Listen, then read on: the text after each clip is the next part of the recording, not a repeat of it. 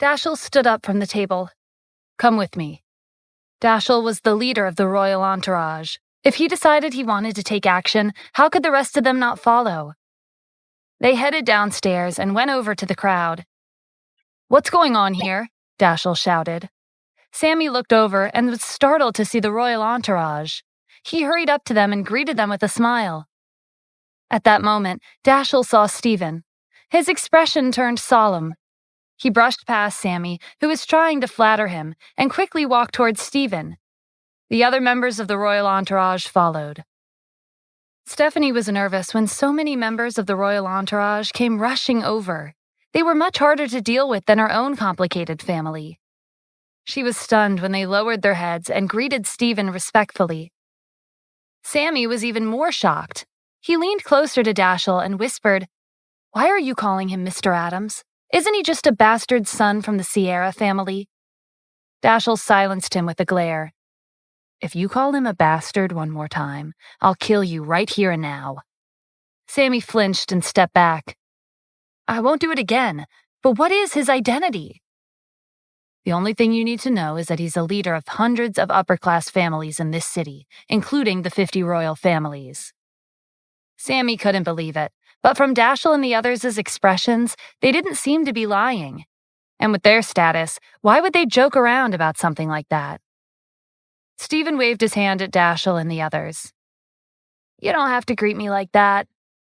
Dashiell nodded and pointed at Sammy. "He was being rude to you. What do you plan to do with him?" "He's not worthy of my attention," Stephen said indifferently.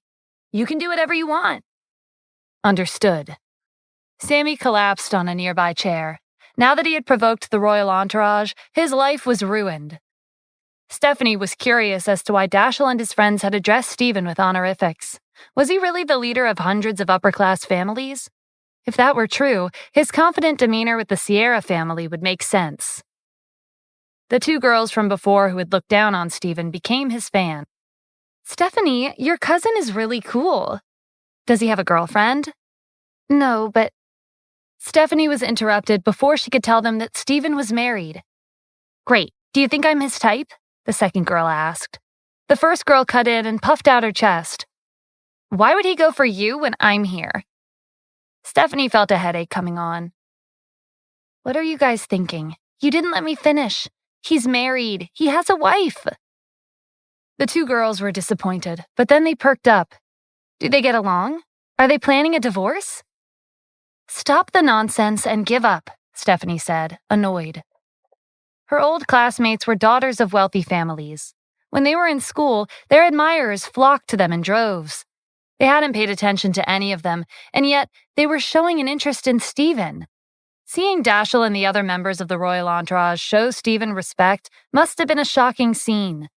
Many rich girls their age saw Dashiell and the others as idols. But chasing after Stephen wouldn't work.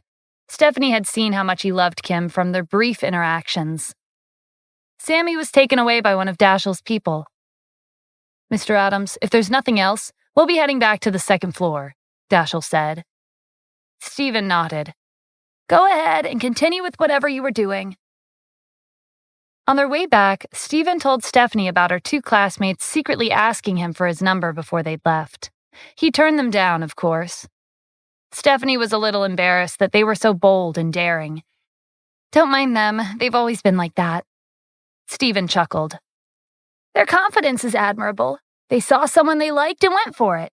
It's a shame that they targeted me. Better luck next time." Stephanie smiled in amusement. "Thanks for bringing me here, Stephanie. Having a few drinks cleared my head." At that, Stephanie wanted to ask him a question that she'd been thinking about, but changed her mind and swallowed her words. Whatever Stephen's identity was, he was keeping it a secret for a reason. When the time was right, he would tell her. When they returned, Angelo and the others were waiting for them. Or rather, they were waiting for Stephen. "Do you have something else you'd like to say?" Stephen asked. "I thought about it while you were out," Angelo said. "Although I haven't acknowledged you as my grandson, we are still blood-related. But your humble background and your past experiences are a risk to our family's reputation. And, after much discussion, we reached an agreement. Stay here at our house and don't take a step outside. Don't worry, I guarantee you can still live a good life. We'll provide everything you need and more, Angelo replied. Why are you doing this? Stephanie demanded.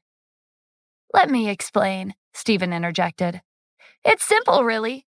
They want people to forget about me. If they lock me in here and prevent me from coming in contact with the outside world, everyone will slowly forget that I'm his grandson.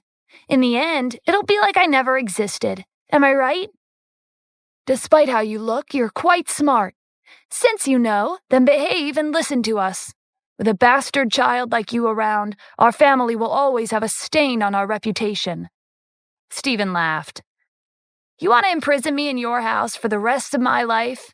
He scanned their faces. Even if I wanted to leave right now, who could stop me? That put the Sierra family in an awkward position. Even Dean avoided eye contact. Angelo was once again humiliated. Stephanie tried to smooth things over. Tomorrow is the day of our annual meeting. If we lock Stephen up, Marcus and his family will definitely gossip. More rumors will spread. Angelo knew that she had a point. Okay, since Stephanie is speaking up for you, we'll postpone this discussion. We'll settle this after the meeting. Without sparing Stephen another glance, he turned around and left. Take care, I won't see you off, Stephen called after him. This was why the Sierra family hadn't ranked first among the royal families. The older generation was old-fashioned and wasn't capable enough, and the younger generation didn't have any noteworthy traits or talents. Being labeled a royal family was an overstatement. The Sierra family's annual meeting officially began the next morning. As the host, Angela was busy finalizing the preparations. Brady, are all the guests here? Caleb, did you confirm the agenda? Soon, it was 8:30 in the morning. The Sierra family, including its branches, gathered in the main hall. Marcus looked around. Angelo, where's your grandson, Stephen? Will he be participating today? Of course he will, Angelo replied. After the guests were settled, Brady brought Stephen to a space at the corner of the hallway. Sit here and behave. Don't say anything and don't do anything. You'll be in trouble if there are any more complications. Don't mess up the meeting. The Sierra family had arranged a corner for Stephen. He would have a full view of the main hall, but no one would pay attention to this place. Stephen wasn't the least bit interested in the meeting. It was a grand event for them, but it was nothing worth mentioning to him. Therefore, Stephen didn't have any objections to their arrangements. He sat there and observed the situation in the main hall. The Sierra family had put in a lot of effort to prepare for today's meeting. Although guests had arrived early to congratulate them, only members of the family and its branches could attend the meeting. Attendance was also limited to the top-ranking branches in the country. The leaders of their respective branches were seated according to the ranking of their families. The top 10 had been arranged to sit in the front row. Those who had fallen out of the top 10 were ranked in the top 20 sat in the second row, and so on and so forth. Those who were ranked in the 50s and below were not qualified to attend the meeting. 3 majestic armchairs had been placed at the center platform. Only those who held the highest status in the family could sit there. Stephen was very curious as to who would sit on those 3 armchairs. While he was deep in thought, an elderly man was escorted into the room and walked to the main platform. He took a seat on the armchair in the middle. This man was Gregory Sierra. He was the oldest member of the family. He was 150 years of age, and he had witnessed countless historical events in his long life. He was elderly, but his hands and feet were nimble. With the assistance of his escorts and his crutch, he slowly sat down on the armchair and scanned the audience. As soon as Gregory appeared, the entire Sierra family stood up, lowered their gazes to the floor, and shouted a greeting. Stephen was the only one still sitting. Ethan's eyes widened in horror when he peeked at Stephen from the other side of the room. Fortunately, Stephen was in a relatively remote area of the hall, so Gregory hadn't noticed him. Gregory waved his hand. Have a seat. Everyone sat down. As the host, Angelo came forward and directed the meeting. Today was a special occasion, so he asked Gregory to say a few words to the family.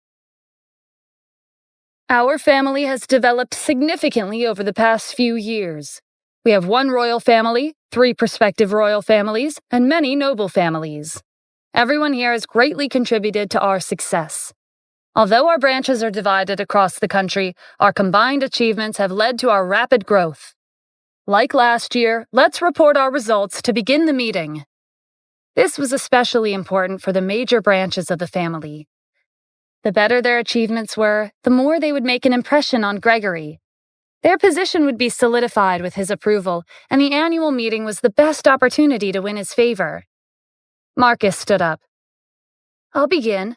My family is based in Jersey City. Our location isn't as advantageous as the branch in New York City, but we've made considerable achievements this year. Marcus was confident, so Gregory urged him to continue. 2 members of our family have become deputy prefects. One has become a deputy inspector, and he has a high chance of being promoted to a governor position in the next term. Gregory nodded slightly and stroked his beard. That's a commendable achievement. Compared to a director or a section chief position, deputy prefects and inspectors held the real power in their hands. They were important officials in their respective fields who made key decisions. Marcus continued with a proud look on his face. Jersey City's Commerce Guild has 3 leadership positions. 1 seat is filled by a member of our family. In addition, the top 10 young entrepreneurs this year are all from our family. Not bad, Gregory said. Marcus went on. We've made significant contributions in the political and business industries, but our military achievements are slightly less noteworthy. Only one of our members is a deputy commander in the army.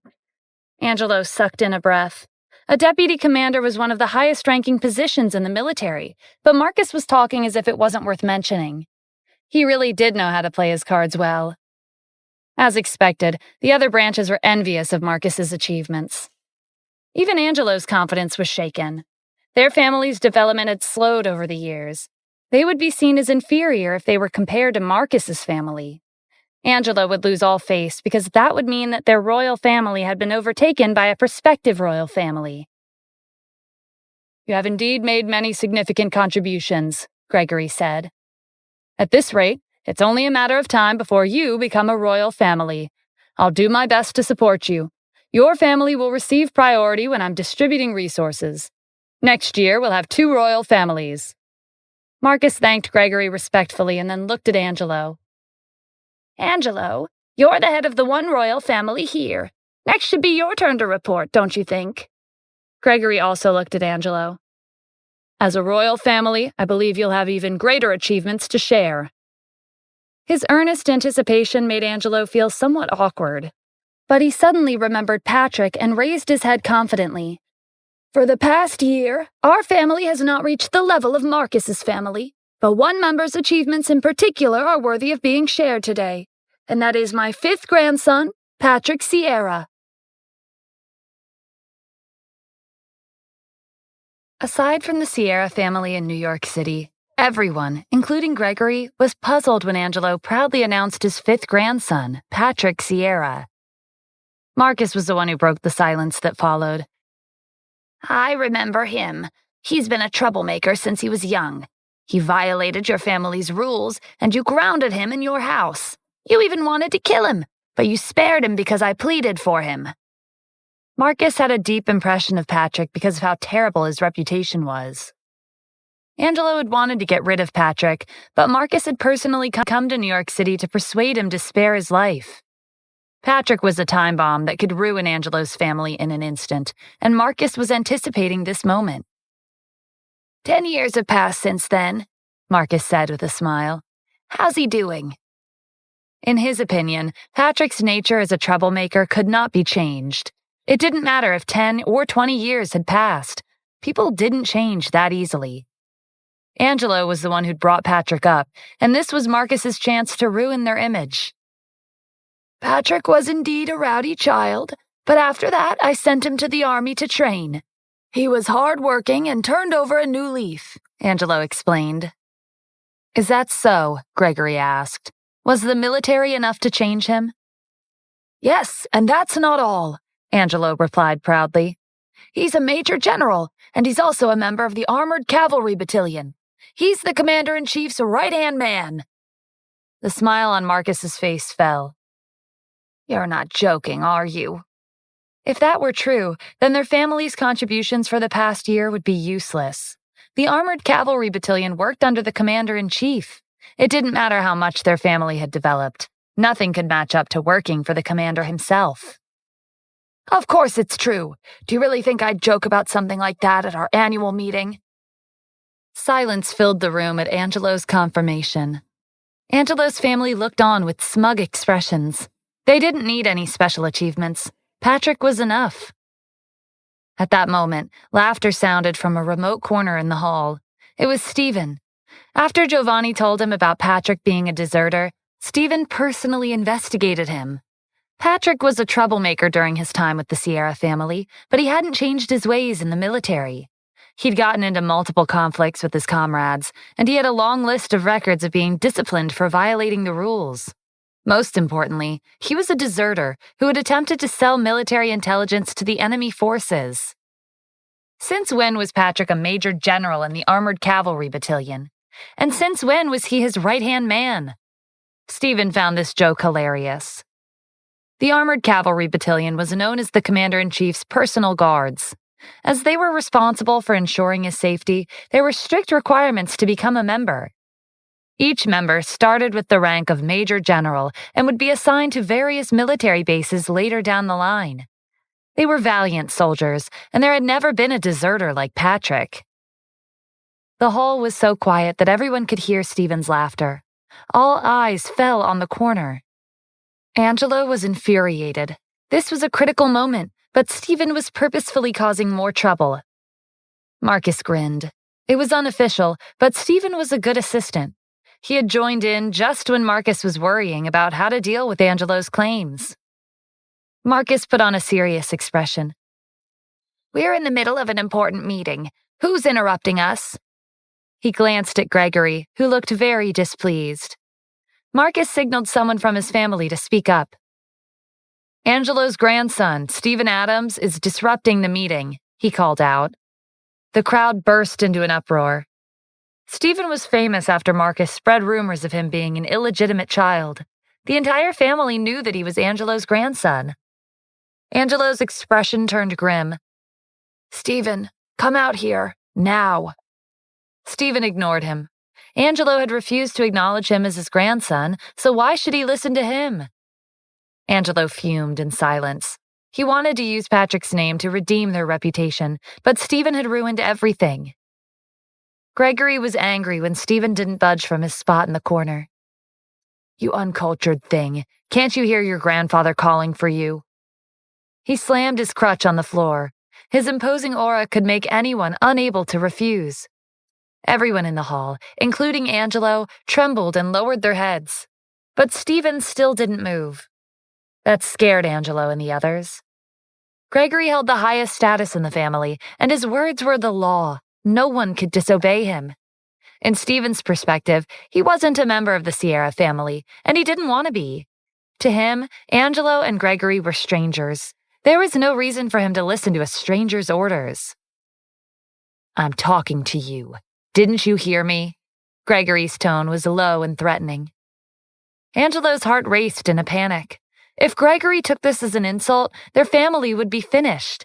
Even the appearance of the commander-in-chief wouldn't be able to erase the shame that Stephen had brought them. He wasn't the only one feeling uneasy. The rest of the family held their breaths, anxiously willing for Stephen to move. Gregory glared at Angelo. As a royal family, is everyone in your family like him? Or is he deaf and mute so he can't hear or respond? Stephen, Angelo called out. Are you deaf? Get out here! Stephen continued to sit there, looking as if he was never going to stand up. You want to order me around? You don't have the right to do that. He pointed at Gregory. Neither does he. Angelo regretted bringing Stephen to the meeting. This was the second time he had offended Gregory. You've done a good job in raising him, Angelo, Gregory said darkly. Angelo had nothing to say. He didn't know how to explain the situation. Marcus chimed in. You might not know this, but Angelo didn't raise his grandson. What do you mean? Gregory asked. Stephen grew up in Washington, D.C. He's never learned proper etiquette. His surname is Adams, but the Adams family no longer recognizes him as one of them. They kicked him out 6 years ago. Then he married into the Cassidy family in Los Angeles, but they were never fond of him either. They've always considered him a good-for-nothing freeloader. Gregory frowned. What? Angelo's grandson married into a family I've never heard of?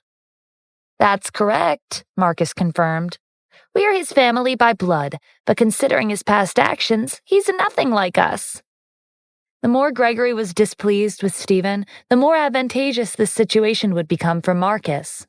Once the attention was shifted to Stephen, Patrick's prestige would no longer have that much of an impact.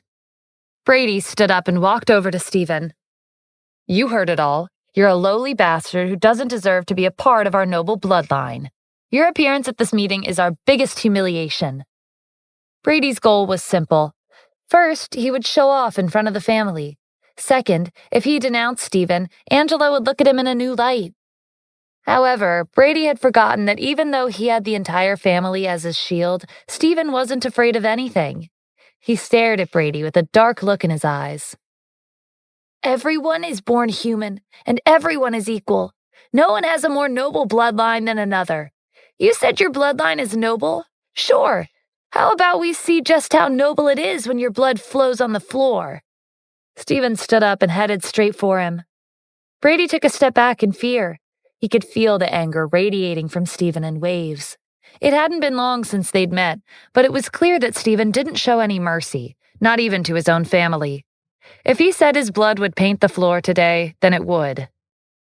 Angelo was racking his brains for a solution. If Brady and Stephen fought, this incident would follow their family for the rest of their lives. Stop, Gregory ordered. But Stephen didn't listen. Gregory slammed his crutch on the floor once again. How could our family have a bastard like you? When Stephen heard the word bastard, he shifted his sharp gaze to Gregory. Their eye contact unnerved him. Then, Stephen looked away and continued to walk towards Brady. What's going on? A young man in uniform walked into the hall.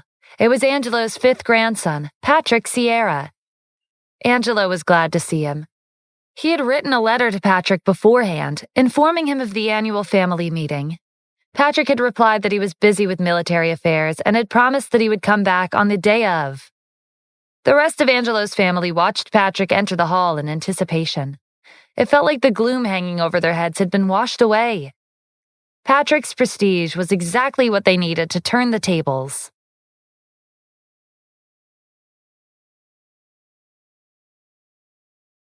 Angelo ran over to Patrick and gave him a tight hug.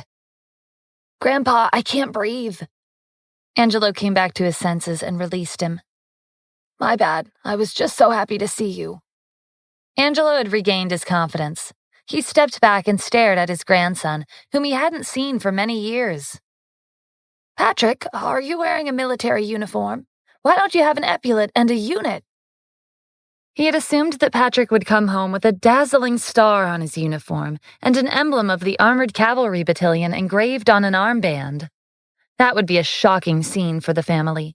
But none of that had happened. Of course it's a military uniform, Patrick said. What about your Major General's epaulet and armband as a member of the Armored Cavalry Battalion? Angelo asked, confused. Patrick was actually a deserter. He wasn't qualified to wear a military uniform in the first place. It was already fortunate that he had been allowed to visit his home in uniform. Grandpa, there's something you don't know. The Armored Cavalry Battalion is the military's biggest secret, Patrick explained. When they're outside, they're not allowed to wear anything on their uniform that might give away their identities to prevent putting the commander-in-chief in danger. That's one of our rules. Patrick couldn't bring himself to tell Angelo the truth. If he were exposed, they would kick him out of the family, or worse. He could only bite the bullet and continue to pretend to be a major general who served in the Armored Cavalry Battalion as the right-hand man of the commander-in-chief. In any case, they couldn't confirm his claims. Angelo believed him. So that's how it is. The commander might indeed be in danger if one of their members' identities was exposed. Just as Patrick was beginning to relax, Stephen retorted. That's nonsense. Since when was that a rule? How come I didn't know about it? It was true that the members of the Armored Cavalry Battalion held a prestigious status, but it wasn't to the point where they had to keep their identities confidential when they returned home. Every soldier considered being a member of the Armored Cavalry Battalion and protecting the Commander-in-Chief a great honor. This position was comparable to heroes with merit badges. Although the battalion was confidential in nature, every member deserved their prestige. They deserved to be commended for their achievements. That was why it wasn't necessary to hide their identities from their families. All eyes turned to the corner once more. Angela was looking at Stephen in disapproval, but with Patrick's arrival, he was full of confidence. Patrick turned to Stephen in confusion. "Who are you? Are you a member of this family? Why haven't I seen you before?" Stephen replied with a question of his own. "You just said that you're a major general who serves in the Armored Cavalry Battalion. Do you have the courage to repeat it in front of me?" Patrick scoffed. "Why would I be afraid of you? I'm Patrick Sierra, a member of the Armored Cavalry Battalion. I'm the right-hand man of the commander." "Are you sure?" "I'm sure." Stephen let out a laugh. "Okay, since you're certain, then you should know who I am. Take a good look at my face." Members of the Armored Cavalry Battalion were considered the Commander-in-Chief's personal guards. It would be laughable if they didn't know what he looked like. Of course, Patrick wouldn't know, because he wasn't really a member. "Are you also a member of the Armored Cavalry Battalion?" Patrick asked nervously. His identity would be exposed if that were true. If the entire Sierra family found out that he was faking it, Angela's family would be humiliated, and he would definitely die here today. Patrick's nervousness grew when he saw the confident look on Stephen's face. "Patrick, ignore him," Angelo said. "He's your cousin. He likes to talk nonsense, so don't listen to him." Patrick was relieved to hear that. It would be fine as long as Stephen wasn't a member. He stared at Stephen in disdain. "You're my cousin, right? Who do you think you are to question my identity?" Stephen stared right back. "Is that so? If you really are a member, you couldn't possibly really recognize me. Therefore, you're lying." Patrick frowned. "Isn't he being too rude?" Brady called out from the side. He was still sulking after the scare that Stephen had just given him. "Forget it. Don't bother with him." Angelo ignored Stephen and led Patrick over to Gregory. Patrick greeted Gregory respectfully and wished him a healthy and long life. Gregory was thrilled. He stood up and held Patrick's hand. "You're a blessing to our family. I have an abundance of wealth and connections across the country, but none of that can match up to you. You've surpassed everyone's achievements, including our ancestors, with your identity alone." Angelo's family looked on with pride. There were many branches of the Sierra family, but Gregory had only been genuinely proud of one person, and that was Patrick. Marcus and the other branch leaders knew that with Patrick around, it would be impossible for their families to surpass him, unless they made a groundbreaking contribution. But did that even exist? What could be greater than being the Commander-in-Chief's right-hand man? Gregory pulled Patrick to his side and pointed to the chair on his left. "Sit next to me." The crowd finally understood why there were 3 armchairs on the platform. The chair at the center was reserved for Gregory, and Angelo had prepared the other 2 for the people who were qualified to sit next to him. Patrick's status gave him the qualification to sit beside Gregory. Everyone watched in envy as Patrick took his seat. Sitting next to Gregory meant that he had received his recognition. It didn't matter who it was. In the future, the entire family would have to unconditionally comply with Patrick's demands. Stephen saw that the other armchair was empty and immediately understood that it must have been prepared for him, the Commander-in-Chief. He flashed a smile at Angelo. "At least you were considerate enough to prepare a chair for me." Stephen walked to the front of the hall and sat down on the remaining chair. This time, Angelo was genuinely taken aback. "Stephen, what are you doing? Get down right now." "You prepared a chair for me," Stephen said. "What's the point if I don't sit on it?" "What nonsense are you spouting? You uncultured bastard. Do you have a conscience? Can't you see there are many elders in the room? Each and every single one of them is older than you. None of them are sitting in that chair.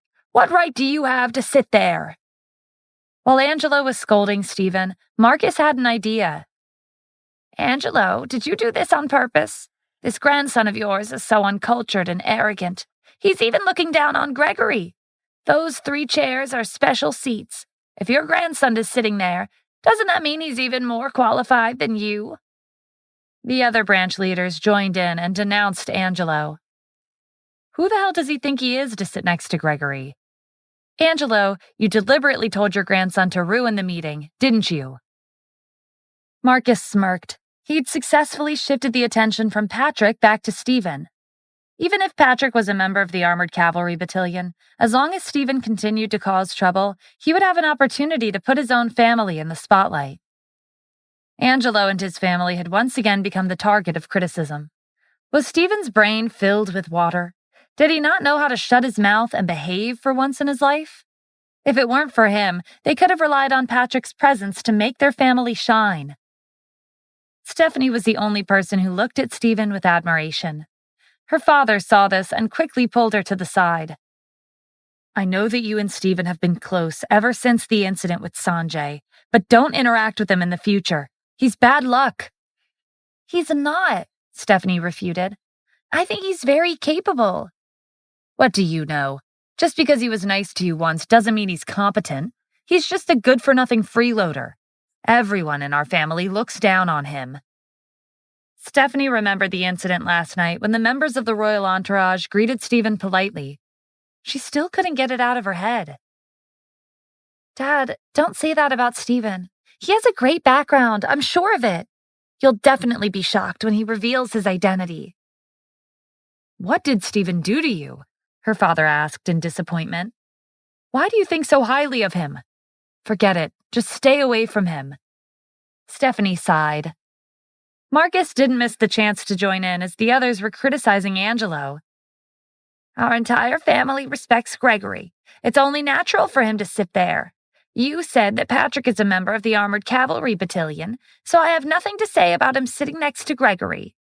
But why did you prepare 3 chairs? What could have been the reason if it wasn't for your grandson?" The crowd turned to look at Angelo. Their eyes were so judgmental that Angelo was momentarily at a loss for words. "Answer the question," Gregory urged. "Why did you prepare 3 seats?" Angelo took a deep breath.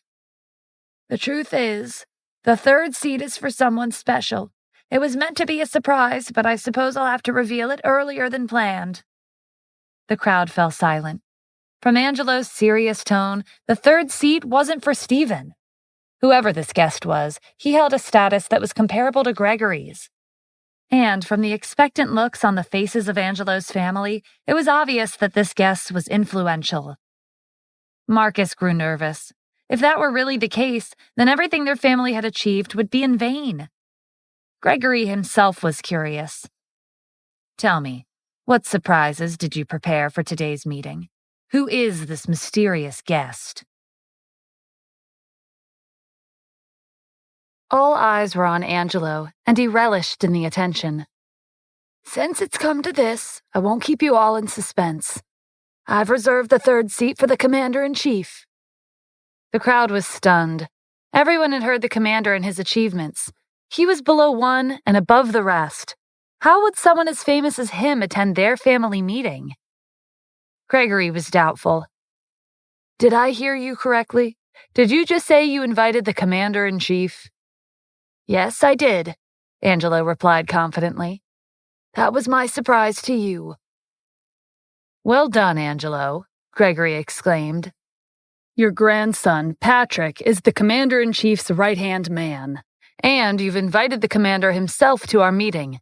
With his support, our family will thrive for years to come." No one had expected this, not even Marcus. News of the Sierra family's annual meeting had spread far and wide. If the Commander-in-Chief showed up in person, it would only be a matter of time before the whole country knew about it. Everything that the family had achieved in the past would be blown out of the water. No matter how competent Marcus's family was, they couldn't compare to the commander. Angelo's family held their heads high as everyone around them tried to process this information. Angelo cast a sidelong glance at Marcus. "Now, do you think the 3rd seat is appropriate?" It's most certainly appropriate, Marcus relented awkwardly. It's not just appropriate, Gregory said. When the commander arrives, it'll be time for me to give up my seat for him. Among all of us, only he is qualified to take the main seat. Patrick and I will stand on either side of him. As for Patrick, he was visibly panicking. He hadn't expected Angelo to invite the commander-in-chief. Everything he'd bragged about was fake. He would be exposed if the commander-in-chief arrived and didn't recognize him. What's wrong, Patrick? Gregory asked in concern. Patrick was too anxious to speak properly. Angelo didn't know what was going on, but he quickly figured it out.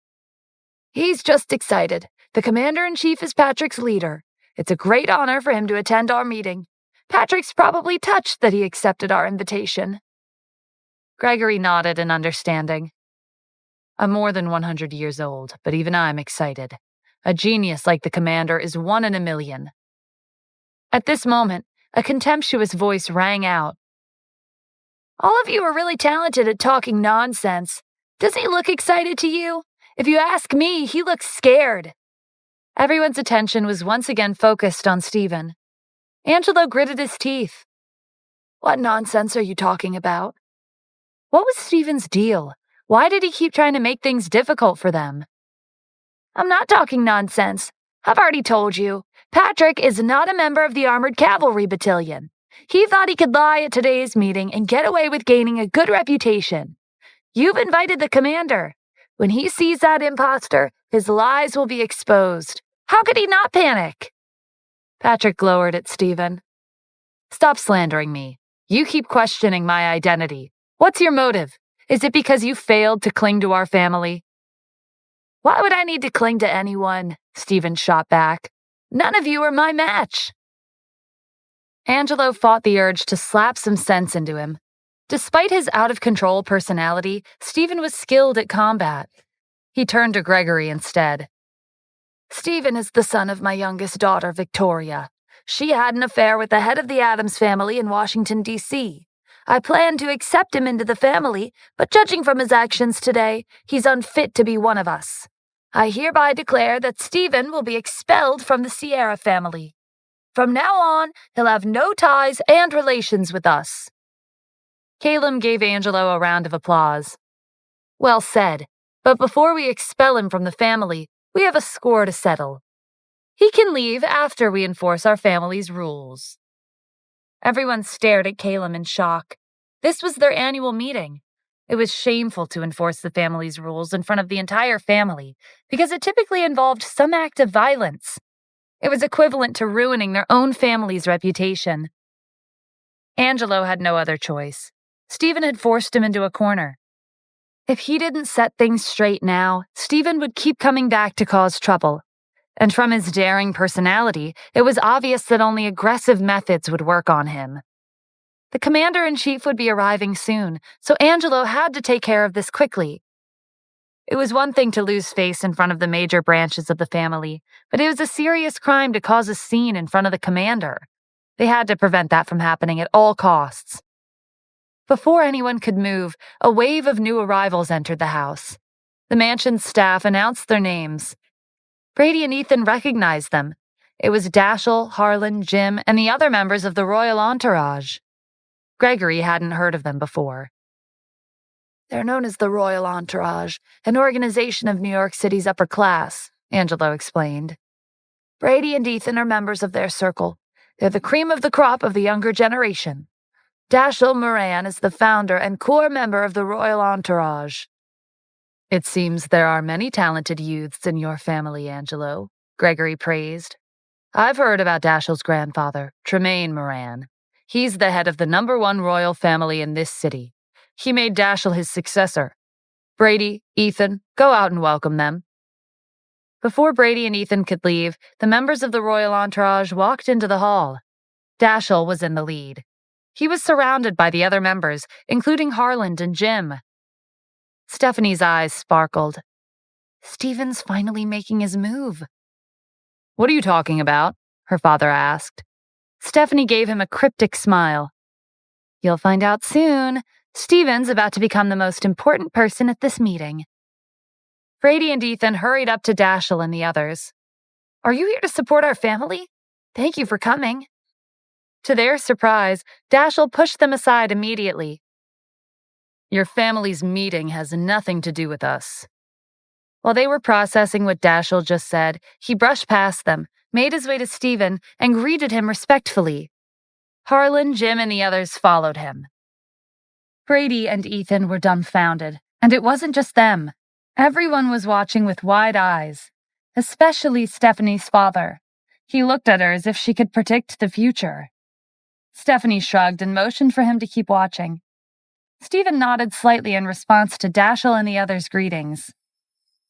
"Dashiell, why are you talking to him so politely?" Brady asked in confusion. "I'm not the only one who should treat him with respect," Dashiell snapped. "You should too." "That's impossible. How could I treat a bastard with respect?" Dashiell leveled him with a glare. "Brady, listen carefully. If you call Mr. Adams a bastard again, I'll kill you on the spot. Understand?" Brady wisely kept his mouth shut. He had no doubt that Dashiell would follow through with this threat. "I would like to make an announcement in front of the Sierra family," Dashiell said, glancing at Brady and Ethan. "I'm expelling these two from our circle. We no longer have anything to do with each other." Brady and Ethan's minds went blank. Angelo and the others looked at each other in dismay. Just what was going on? Why would the royal entourage treat Stephen with respect? Was this really the same person who was abandoned in the past? Was he still the same good-for-nothing freeloader who the Cassidy family looked down on? The royal entourage had even driven Brady and Ethan out of their circle because of Stephen. Angelo's mind was filled with questions. He was especially bewildered when Dashiell called Stephen Mr. Adams. Brady and Ethan were also puzzled. They couldn't understand why Dashiell and the others were treating Stephen like he was their leader. They thought back to when Harlan and the others went to Washington, D.C. for Kim and Julia. They had returned after getting beaten up. Was Stephen behind it? But even if he was, he couldn't have been strong enough to make Dashiell submit to him. While everyone was at a loss, one of the mansion's staff rushed into the hall and reported to Angelo, informing him that over 100 luxury cars worth $10 million each had arrived.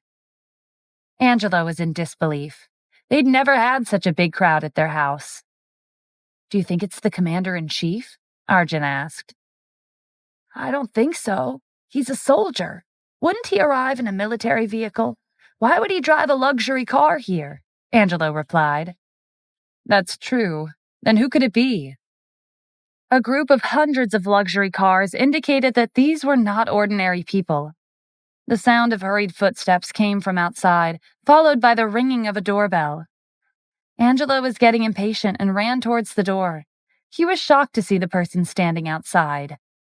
It was Tremaine Moran, and behind him were the leaders of the other royal families in the city. What was going on?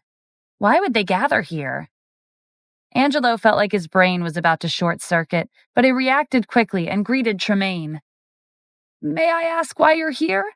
I invited you and the others, but you told me that it wouldn't be appropriate for you to attend. If I knew you were coming today, I would have come out to welcome you."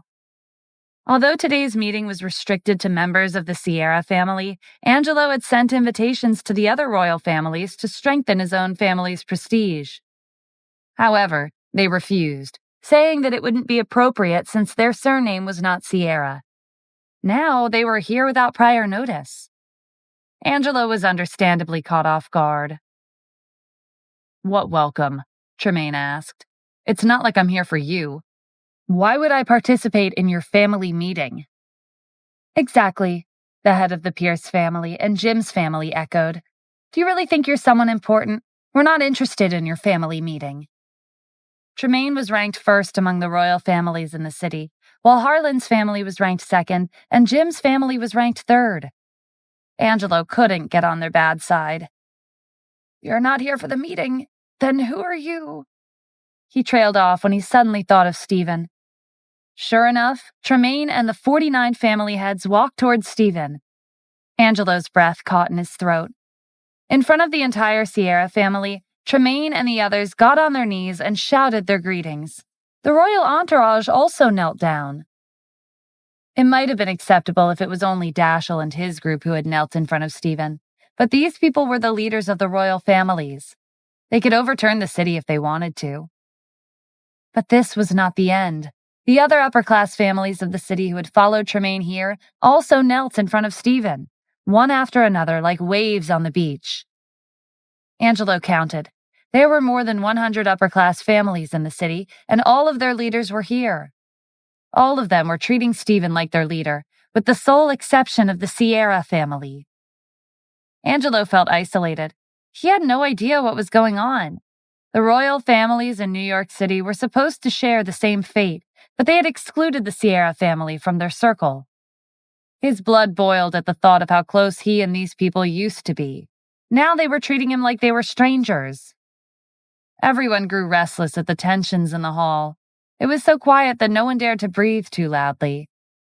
The faces of the Sierra family were drained of color. Stephanie had witnessed the royal entourage treating Stephen with respect before, but she thought that they were the only ones he had subdued. It turned out that he was the leader of all the upper-class families in the city. This was simply too shocking. Just when the Sierra family thought that this was the end, the mansion staff announced the arrival of another group of people. It was the leader of the Hawthorne Society, Atticus Hawthorne, and the Four Guardians.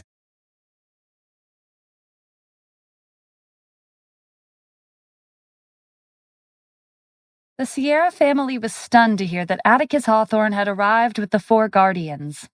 Hawthorne Society was one of the largest underworld organizations in the country. Their influential leader, Atticus Hawthorne, was on par with Tremaine Moran. The royal entourage and the upper-class families of the city were here for Stephen, so Atticus and the Four Guardians were most likely here for him as well.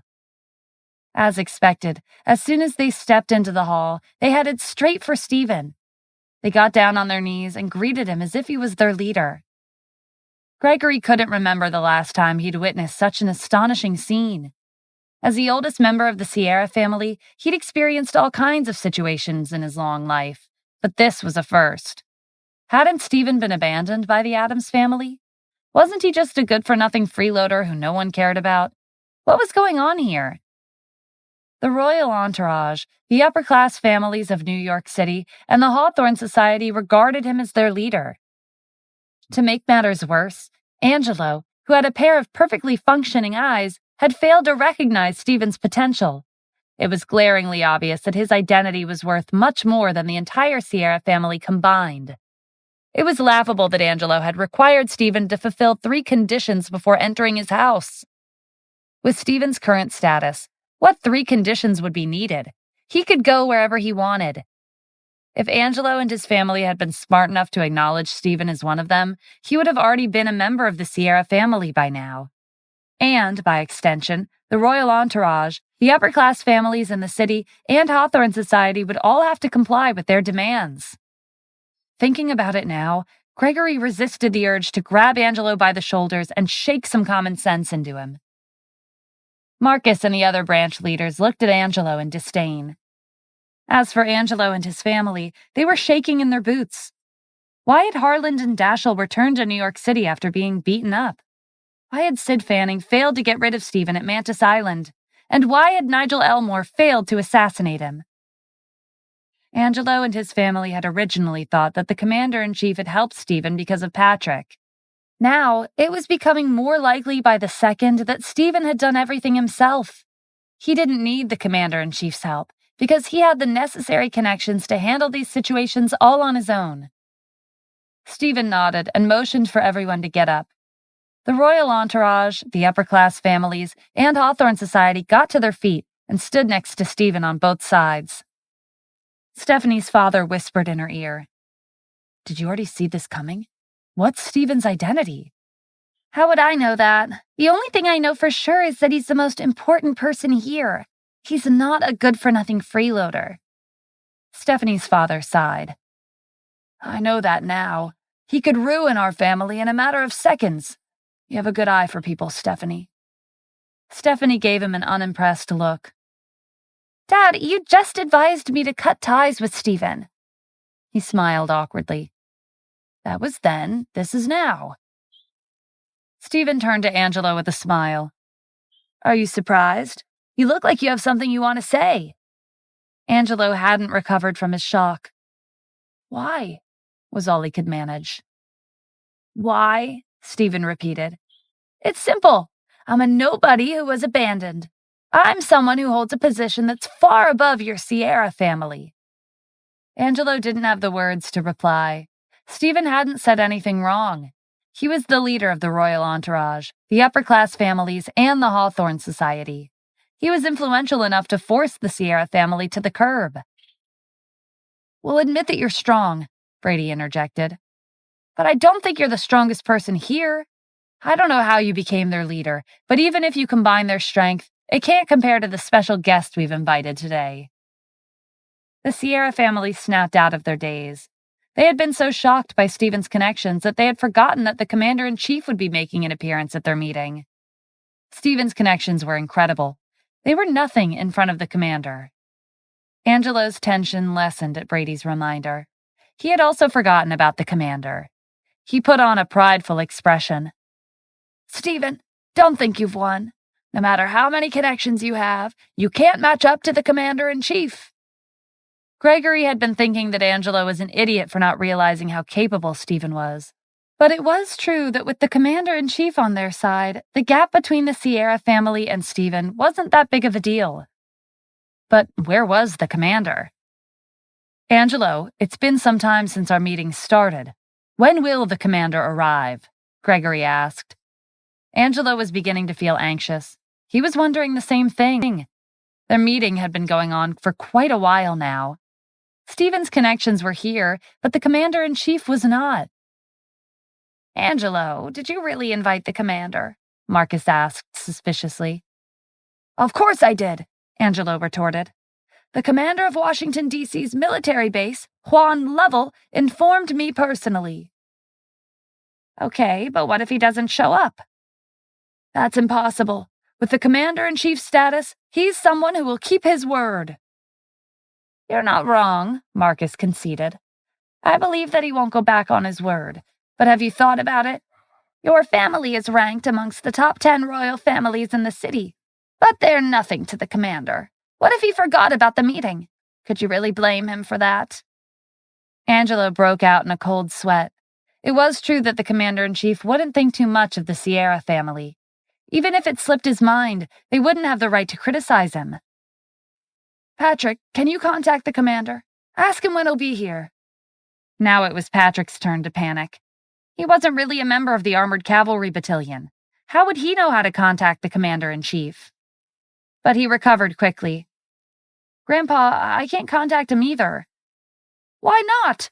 Aren't you a member of the Armored Cavalry Battalion? Angelo questioned. You might not know this, but the commander's location is highly confidential. Even though I'm a member of his battalion, I don't see him every day. I'm only with him when he needs me. Also, a secret password is necessary. I'm not at the base, so I won't be able to contact him. Angelo took his word for it. He wasted no time and told Brady to call Juan and ask him when the commander would be coming. Aside from Patrick, the only connection they had with the commander-in-chief was Juan. If the commander didn't show up, Angelo and his family wouldn't be the only ones going down today. The entire Sierra family would be finished. Stephen's connections were enough to wipe them out. Brady, turn on the speaker. I want to hear what he has to say, Gregory added. Brady nodded and dialed Juan's number. You didn't see him at the meeting? Juan asked in confusion. He gave me a call and told me that he arrived when the meeting started. He's already here? Brady frantically looked around and scanned the crowd. Aside from the Sierra family, there was Stephen, the royal entourage, the upper-class families, and the Hawthorne Society. He didn't see anyone who resembled the commander-in-chief. Angelo, Gregory, and the rest of the family were similarly puzzled. But Juan was the commander of DC's military base. He wouldn't lie to them. Angelo gave Brady a look. Brady quickly turned his attention back to his phone. Are you perhaps mistaken? Our meeting started a while ago, but we haven't seen the commander at all. He's not there? Juan was also surprised to hear that. He thought about it and said, Maybe something came up. Don't worry, he agreed to attend the meeting, so we'll be there soon. Brady thanked him and ended the call. You heard everything. He's on his way, Angelo said. Good. Send someone outside to welcome him, Gregory instructed. Don't bring just anyone, or he might misunderstand that we don't think too highly of him. Angelo was in high spirits again.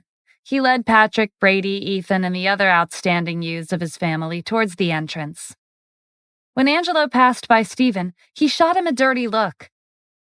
I don't care how you made the royal entourage. The upper-class families and the Hawthorne Society submit to you, and it doesn't matter how capable you are. It's all useless in front of the commander. He's our backer. To his surprise, Gregory reprimanded him. Stephen is your biological grandson. Even if he has 1,000 faults, he's still a member of the Sierra family. What's with your attitude? Why are you insisting on making your own grandson your enemy? Angelo was at a loss for words. Wasn't Gregory's change in attitude towards Stephen too sudden?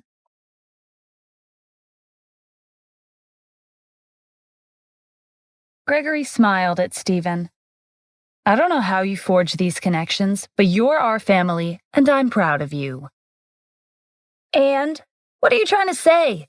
Stephen asked indifferently. I'm the oldest member of the Sierra family, Gregory said. I have a right to decide whether or not you're a member.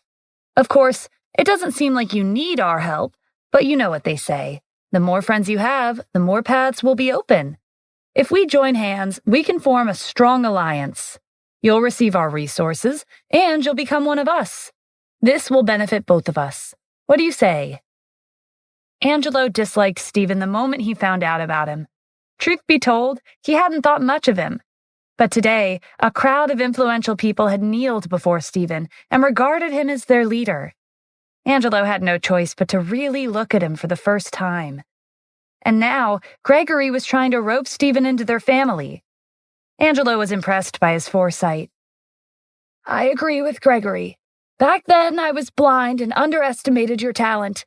If I had known that you were so capable, I would have personally gone to Santa Ana to pick you up. Is that so? Stephen sneered. Now that you've seen what I'm capable of, you want to get on my good side? It wasn't that long ago when you were calling me a good-for-nothing freeloader. You didn't want to acknowledge me then, but now you want me to become one of you? In your eyes, the only thing that matters is the benefit of your family. Familial ties aren't worth anything. All right, even if our family is like what you've described, you can't deny that we could form a strong alliance that will benefit us both, Angelo said. Alliance? Stephen laughed. That's a funny joke. Open your eyes and take a good look at these people next to me. Which one of them isn't stronger than your family? There's no need for me to ally with you. Angelo narrowed his eyes. Stephen, you might be strong, and you have all these people with you. But don't forget that our Sierra family has the Commander-in-Chief's support. When he gets here, everyone on your side will at most be mediocre. Stephen grinned. Okay, then I'll wait for you to welcome the commander. Just you wait, Angelo waved his hand. Patrick, Brady, Ethan, come with me. The commander should be here any minute now. Brady and Ethan were anticipating the commander's arrival, while Patrick was filled with dread.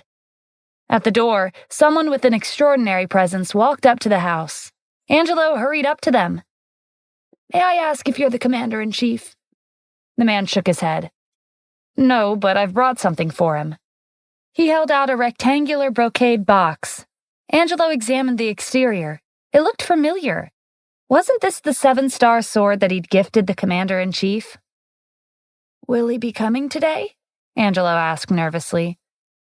The 7-star sword belongs to the commander, so naturally he will be here as well, the man replied.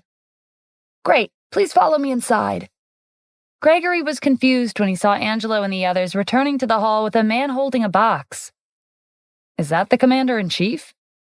No, he's here because he has something to give the commander. It's the 7-star sword. I see. Gregory stood up and stepped down the platform to welcome the man. He had heard that Angelo had given the 7-star sword to the commander as a gift. If the sword was making an appearance, then the commander would be here soon. The Sierra family was looking forward to the commander's arrival. Once he got here, Stephen's connections would be worth nothing. However, the man paid them no mind. He walked up to Stephen and handed him the box. Stephen opened the lid. Inside was a dazzling sword that was forged more than 1,000 years ago. He took it out and spun it expertly in his hand. Angelo was dumbfounded. Was Stephen a member of the Armored Cavalry Battalion? He had been denying Patrick's claims throughout the meeting, and he sounded like he was familiar with the rules and regulations. Did Stephen have some kind of connection with the commander? If that were the case, even Patrick's identity wouldn't be enough to surpass Stephen's influence. Patrick's angry voice pulled Angelo from his thoughts. "Stephen, what are you doing? We gifted that sword to the commander-in-chief." "Stop playing with it and put it down," Angelo scolded. Stephen laughed. "To think your family is ranked in the top 10 royal families in the city. Hasn't it ever occurred to you that I might be the commander you've been waiting for?" Silence filled the air. Stephen's words were like thunder that reverberated around the hall. The revelation was more shocking than when the royal entourage, the upper-class families, and the Hawthorne Society regarded Stephen as their leader. Angelo was rendered speechless. Gregory held his breath. If that was true, then this was no different from a calamity befalling their family. "Stephen, who do you think you are to pretend to be the commander?" Brady questioned sternly. "He saved our country 6 years ago. There's no one in the country who hasn't heard of him. He deserves everyone's respect. How can you casually impersonate him?" Caleb's panic subsided when Brady voiced his reasoning. "It's true that you have incredible connections, but so what? Compared to the commander, you're far from qualified." "You almost fooled me," Angelo said with a frown. "You see, I've investigated your background. At the time when the Addams family kicked you out and hunted you, the commander-in-chief rose to fame. You were busy escaping when he saved our country. I assume you came across someone above average during your escape. They saved you, and you used their influence to make all of these people submit to you."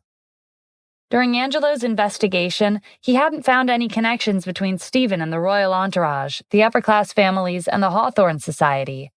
The only explanation was that he had someone powerful by his side, and that someone was not the commander-in-chief. Stephen stepped down from the platform and faced the Sierra family. The crowd behind him followed and assumed their positions by his side.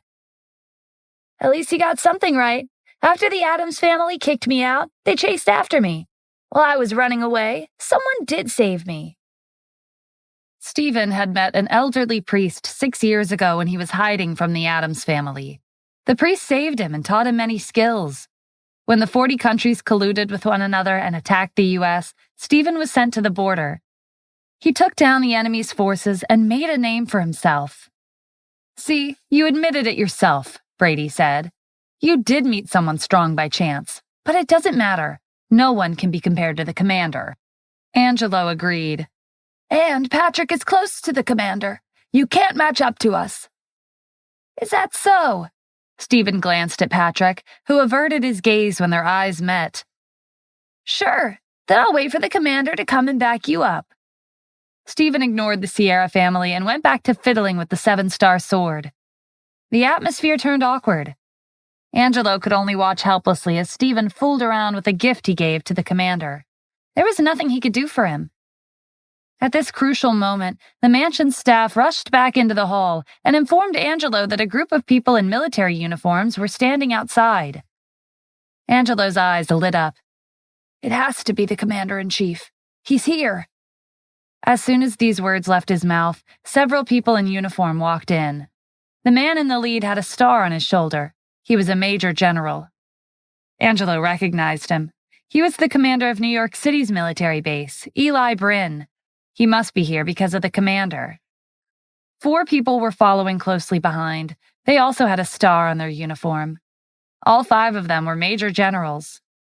Gregory hurried over to welcome them, but they ignored his existence and walked towards Stephen. Gregory had a sinking feeling. Angelo's anticipation disappeared. His palms grew sweaty. The 5 major generals stood in front of Stephen, and one by one, they saluted him. Angelo felt like he'd been struck by lightning. And it wasn't just him. The entire Sierra family couldn't believe their eyes. If Eli Bryn's arrival was surprising enough, the other 4 arrivals were just as shocking. They were the 4 great generals: Dennis, Rosalind, Zachary, and Jaden. The 5 of them were here because of one person, and that person was Stephen. The answer was as clear as day. The person least likely to possess an extraordinary background had turned out to be the commander-in-chief. Stephen was the commander-in-chief. That revelation alone enlightened Angelo on everything that had happened ever since he and his family came into contact with Stephen. When Dashiell went to Washington, D.C. to help Harland, they had both returned empty-handed. When Tremaine led the 49 royal family leaders to Washington, D.C., they had also returned with nothing. There had been so many hints pointing to Stephen being the commander-in-chief. It was laughable that the Sierra family had only just found out. They had assumed that Stephen got lucky and encountered the commander a few times to get out of sticky situations. But when someone's luck was this good, could it still be considered luck? Stephen's gaze swept over the stunned faces of the Sierra family before falling on the 3rd armchair on the platform. "I've been standing for a while, and my legs are numb. I should take a seat on the chair you've so generously prepared for me." Everyone's attention shifted to the 3 armchairs on the platform. Angelo had repeatedly said that he had prepared the 3rd seat for a special guest. And Stephen had told everyone that the seat was for him. No one had believed him. They'd even criticized him sitting there. Now that the truth had come to light, aside from Stephen, no one else present had the qualifications to take that seat. Under the stunned gazes of the Sierra family, Stephen walked over to the platform and sat down on the 3rd armchair.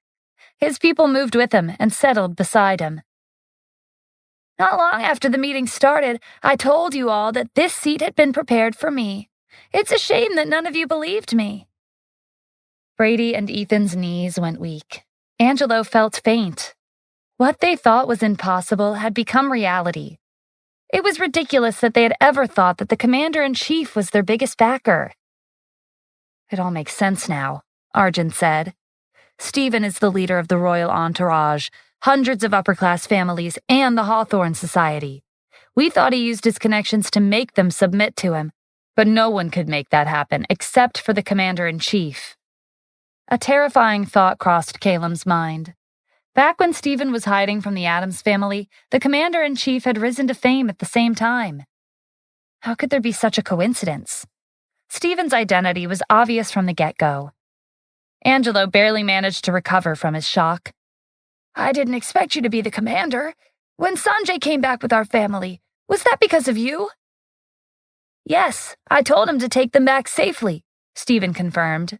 "Did you really think that someone like Sanjay would be afraid of the Sierra family?" Angelo heaved a sigh.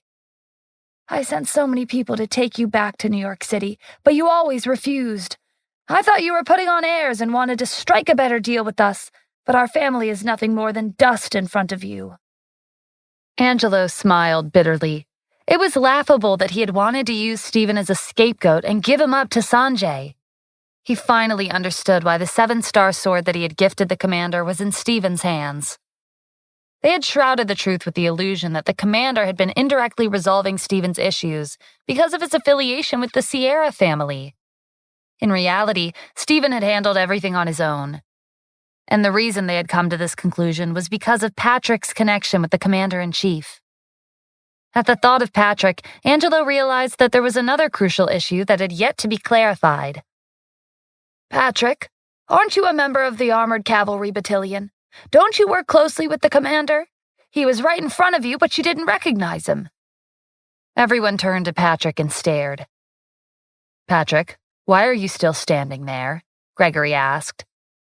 "The commander's right there. Why aren't you greeting him?" Patrick shrank back. When he received news that the Sierra family thought he was a major general serving in the Armored Cavalry Battalion, he felt good about himself and went with it. But how could he ever be someone that great? Patrick knew that when the commander-in-chief arrived, his lies and his fake identity would be exposed. Gregory was furious when Patrick went stiff and had no intention of coming over. "Patrick, what's wrong with you? Aren't you a major general who works for the commander?" Gregory had lived a long life, but he found himself losing composure at this very moment. "Of course not," Stephen said. I've already told you that his identity is fake." Gregory pointed his crutch at Patrick.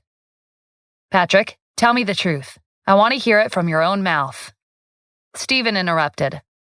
"It doesn't matter how angry you are. He would never say something like that in front of everyone. Let me clarify instead. Patrick isn't a major general, and he's not a member of my battalion. Even if he was a major general, not too many people would have the courage to say that they're my right-hand man. Patrick is a deserter. He revealed our military secrets to the enemy and tried to escape when we captured him on the battlefield. He's currently in prison. He was allowed to return home today because I approved of his request to attend the meeting." Angelo staggered. He glared at Patrick. "So you were a traitor. No wonder you came back without a rank on your uniform." Stephanie came forward. "Stephen, I know my family has committed multiple crimes against you. They wouldn't be able to redeem themselves even if they faced death 10 times over. But we're your mother's family. Can you be lenient with them?"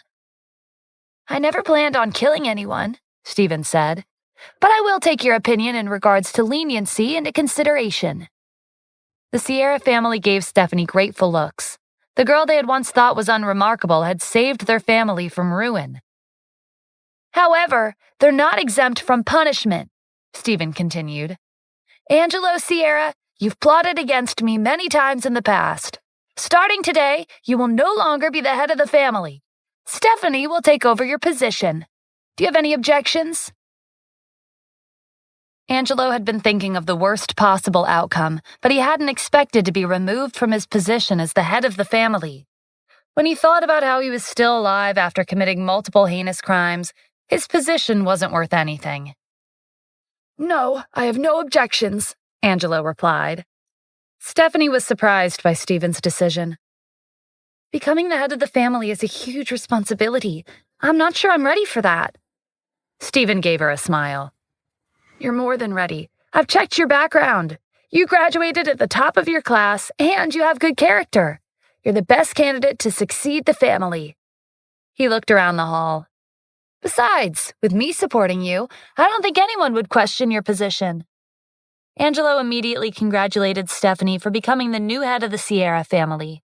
The rest of the family followed suit. Marcus's family and the other branches joined in. With so many people accepting her, Stephanie could only acknowledge her new position. Stephen turned his attention to Patrick. "Patrick Sierra, you pretended to be a major general in the Armored Cavalry Battalion and lied that you were my right-hand man. Your sentence will be extended by 10 years. Patrick had no choice but to accept his fate. Stephen turned to Brady and Ethan. "You two are the most talented out of the younger generation in the family, but you're not very good role models. Considering how you've participated in multiple crimes and schemed against me, you two will also be going to prison." Most of the people that needed to be dealt with had been handled. There was one more person left. Stephen looked around the hall, and his gaze fell on Marcus. Marcus quickly announced that his family was willing to listen to Stephen's orders at any time. "I don't need your family to work for me. Marcus, don't think I didn't know that you've been plotting against me and Angelo's family.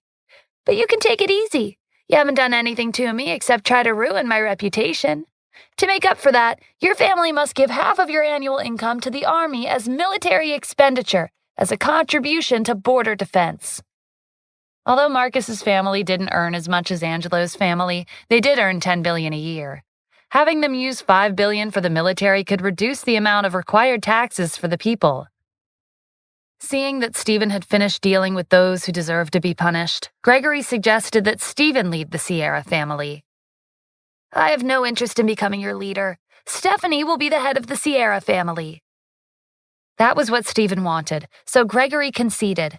He grasped the implication behind Stephen's words.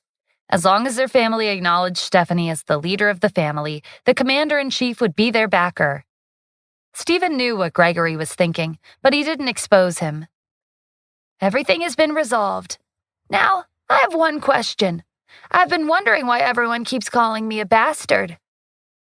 It wouldn't be a big deal if someone else had called him that, but the Sierra family was his biological mother's family. She was Angelo's daughter, and even he was calling him that. Stephen had never questioned his origins until the Sierra family came to find him. He hadn't expected that the head of the Addams family's wife wasn't his biological mother. That explained why she had abandoned him and kicked him out of the family all those years ago because of a single fortune teller's prediction. There had to have been a story behind his abandonment.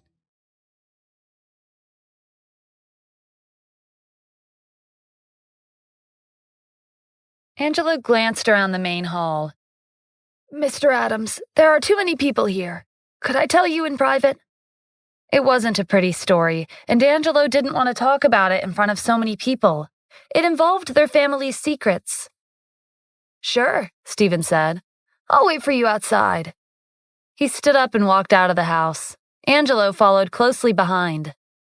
Stephen leaned against a tree and crossed his arms. "There's no one here. You can tell me now." Angelo cleared his throat and began telling the story that took place decades ago. "Your mother's name is Victoria Sierra, and she was the daughter I loved the most. She was talented in chess, poetry, and even the piano. She was also skilled in running a business." "Victoria Sierra?" Stephen murmured. He had never heard of her. Angelo nodded. "At that time, your mother was only 18 years old. She was beautiful and she had many admirers. It was then when her life changed." "What happened?" Stephen asked impatiently. "In the past, our family had frequent business dealings with a certain family in Washington, D.C. There are always things you can't discuss over the phone, so I sent Victoria to Washington, D.C. to take care of it. She had a talent for business, so I knew she wouldn't disappoint me. When she returned to New York City, we found out that she was pregnant." Angelo paused and took a deep breath. Stephen frowned. "Continue." "In our time, pregnancy before marriage was a big deal, especially when Victoria was engaged. It was a huge scandal." "What engagement?"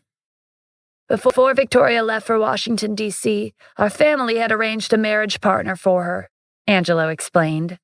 "His name was Helton." "It sounds like she didn't agree to the engagement." "She didn't," Angelo confirmed. "Our family and the Helton family forced her to agree to the engagement. It was in the best interests of both of our families. In those days, it was common for children of wealthy families to have arranged marriages decided by their guardians.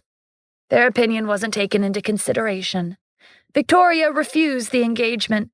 She said she wanted to fall in love on her own, like everyone else.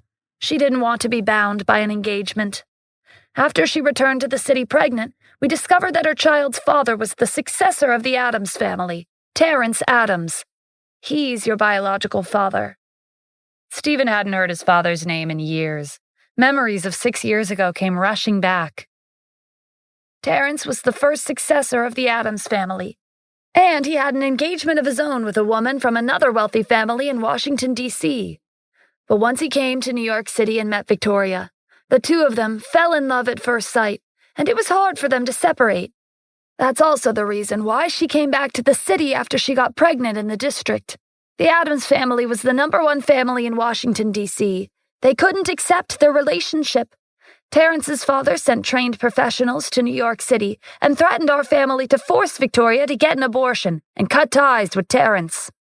We are a royal family, but we're nothing compared to the Addams family. We tried to persuade Victoria to get an abortion, but she refused. She went to the front door of the Addams family's mansion in the district and knelt for 3 days and 3 nights in the heavy rain. She begged them to let her keep the child." When Arjun and Brady went to Santa Ana to bring Stephen back to New York City as Sanjay's scapegoat, Arjun had also spoke about Victoria. But his story wasn't as detailed as Angelo's. "I suppose the Addams family was moved by Victoria's desperation. They promised to let her keep the child, but after she gave birth, she would have to give up her child and stay away. When you were born, the Addams family took you away. We didn't even have a chance to get a glimpse of you. After that, we heard the child appeared at the Addams family's mansion and that you were being treated well. We guessed that that child was you." Stephen recalled his time with the Addams family and let out a sigh. "My life in the Addams family wasn't that great, especially after my brother, Johan, was born. That so-called mother of mine never liked me. She always criticized me for no reason. I think she was planning to kick me out of the Tally family for a long time before it actually happened. That fortune teller's prediction was just an excuse to deceive the Tally family and the world. Actually, Angelo said, aside from Terrence's engagement with another woman, there was another reason why the situation turned out the way it did. The Addams family looked down on our family. To them, their bloodline is high and mighty, and ours was lowly and unworthy. Stephen clicked his tongue. So it's the noble bloodline theory again. Everyone is born equal. What makes the Addams family think they're superior? Stephen disliked the concept of categorizing people and putting a label on them. Angelo didn't say anything, because he was guilty of dividing people into categories based on their worth. Just like how he'd previously looked down on his own grandson, Stephen. Is she alive? Stephen asked after a pause. Yes, but the Addams family imprisoned her somewhere that only they know about. I'm not too sure about her current condition. Stephen now understood why he didn't know about Victoria until Arjun told him about her. The Addams family must have used their influence to keep her existence a secret. Angelo lowered his head. I'm very sorry about what happened to your mother. I loved her, but the Addams family's influence wasn't something we could contend with. You don't have to explain. I'll send someone to investigate. As for how the Addams family treated her, I'll make them pay for it, one at a time. Stephen straightened and slammed his fist against the tree trunk. It snapped, and Angelo was startled when it fell to the ground with a thud. It was an old tree that had been around for over 100 years. There weren't too many people who could knock over a tree like that with a single strike of their palm. Just how strong was Stephen? Angelo remembered something he heard a long time ago. I don't know much about where Victoria is being held captive, but I heard that she was imprisoned in a small town. Her house is less than 200 square feet, and she was instructed to never leave that place for the rest of her life. She's not allowed to have any connection with the Addams family. She willingly listened to them? Stephen asked in confusion. When the Addams family imprisoned her there, they placed a memorial tablet in the house. Your name, Stephen Addams, was written on it. What does that mean? It's a warning for Victoria. Angelo cast a wary glance at Stephen, worried that he would be furious. But Stephen just laughed. So it was my memorial tablet, and the Addams family was using it to threaten my mother. If she left without permission, then I would be killed. Am I right? Angelo nodded. What about my father, Terrence Addams? Didn't he fall in love with my mother at first sight?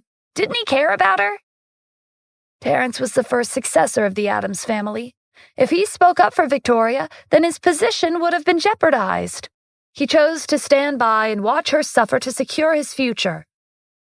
Tears welled up in Angelo's eyes as he thought about his daughter. He wiped the tears away with the back of his hand. My poor daughter was being treated like that, but as her father, I couldn't do anything about it. Angelo's sorrow was sincere. Back then, he'd doted on Victoria the most. While Angelo and Stephen were engrossed in conversation, Arjun came running. This is bad. Angelo shot Arjun a glare. Why are you panicking in front of Mr. Addams? Someone sent a clock and a coffin to the house, Arjun said, trying to catch his breath. What? Who was it? Angelo demanded. Several people walked up to them. The name Helton was embroidered on their clothes. Angelo, where's your bastard grandson, Stephen? The leader of the group asked. Angelo cautiously glanced at Stephen. How dare he call the commander-in-chief a bastard? Stephen didn't have a reaction. That would be me. I'm the bastard you're looking for. It's good that you're here. Saves us the trouble of looking for you. My boss sent you this clock and this coffin. You will be laid to rest soon. Who's your boss? Stephen asked coldly. The man pointed at the name Helton on his clothes. See this? We're from the Helton family. The man didn't wait for a response before turning to leave with his group. His job was complete after delivering the message. Stephen called back to them. Wait, since you've delivered such a big gift, how could I let you return empty-handed? Stephen rushed towards the group, too fast for Angelo and Arjun to see his movements. When the scuffle was over, a few of the Helton family members had one of their arms broken. The leader gritted his teeth. "We're from the Helton family. Do you know what you've just done?" He glared at Angelo. "Are you letting your bastard grandson run wild? Just wait. Our family won't let this go." Angelo didn't back down. "I'll be waiting." If this were the past, he might have tread more carefully. But now, the commander-in-chief was backing the Sierra family. There was nothing to be afraid of. With no other choice, the Helton family left. "I remember you said my mother was engaged to a wealthy family with the surname Helton. Were those people part of their family?" Stephen asked. "Yes, that was them." "What's their background? It must have been impressive if your family agreed to an engagement." Logically speaking, the Sierra family was ranked in the top 10 royal families, and Victoria was Angelo's favorite out of all of his children. The Helton family had to have been above average. "That's right, they're an influential family. In New York City, the Moran family is the #1 royal family, but they're not the strongest family here. The Helton family ranks above them." Stephen hadn't heard of them. He'd originally thought that Tremaine's family was the strongest force in this city. Angelo saw the puzzled look on Stephen's face. "The people with the most influence in New York City are the Golden Triangle and the owner of the Loomis Hotel," he explained. "What's a Golden Triangle?" "It refers to the Helton family, Talley family, and Locke family. They're close with one another, and even the Moran family isn't a match for them. I agreed to Victoria's engagement because I wanted to use the Helton family's influence to elevate our status." Stephen wasn't surprised. The Helton family was stronger than the Moran family, so it was to be expected that Angelo had that mindset. "What about the owner of Loomis Hotel? Where did he come from?" "The owner is Yanis Larkin. He's a mysterious tycoon with an extensive background. Those who've committed crimes or are being hunted are safe as long as they hide in his hotel." "Why? Because Yanis is capable of protecting them?" Stephen asked. "That's right." "How ridiculous! That means if I casually kill 10 or 100 people on the street, I can avoid the officials if I hide in his hotel." Stephen hadn't expected someone like him to be in a place like New York City, where combat specialists were everywhere. But he didn't delve too deeply into Giannis's identity. He and his establishment had been in the city for a long time, so he must have found some method to maintain their position. "Who was my mother's marriage partner? Why does the Helton family hate me so much?" The Helton family had sent their members to deliver a clock and a coffin. It was clear that they hated Stephen to the bone, and the reason was related to Victoria. "His name was Emmanuel Helton. He was ignorant and incompetent, but he was deemed the first successor by his family. He did nothing substantial with his free time and spent the day fooling around at bars and clubs. At that time, Victoria caught his eye, so he paid a visit to our family and proposed a marriage. We were wary of the Helton family's strength, and I wanted to use their influence, so we agreed to it. In the beginning, Victoria did her best to go along with the engagement for the sake of our family's interests, but that didn't last for long. Even though Emmanuel was engaged, he continued to fool around at clubs and bars and flirted with other women. Victoria wasn't fond of that, and that's what led to the incident in Washington, D.C. "I see," Stephen said. "So after my mother returned from Washington, D.C., and she revealed that she was pregnant, the Helton family took it personally and thought she was humiliating them intentionally." "Yes, especially Emmanuel. That's why, after all these years, the Helton family is still targeting our family. Well, after we ranked in the top 10 royal families, the Helton family did step back a bit. They were cautious that the top 10 royal families would join forces against them." Indignation flickered in Stephen's eyes. "They're coming after me because what happened back then. That's fine, though. I'll pay them back tenfold for their generosity." Angelo recalled what had happened during the Sierra family's meeting and knew that the Helton family had been making a mistake in provoking Stephen. When Stephen returned to the main hall, Stephanie pulled him aside and brought him to the room where Victoria used to stay. "Grandpa really cared about Aunt Victoria. Look at this room. It's exactly the same as it was all those years ago before she left. Grandpa sends people to clean it every day. waiting for the day she would come back. Stephen scanned the furnishings in the room. Not a speck of dust was in sight.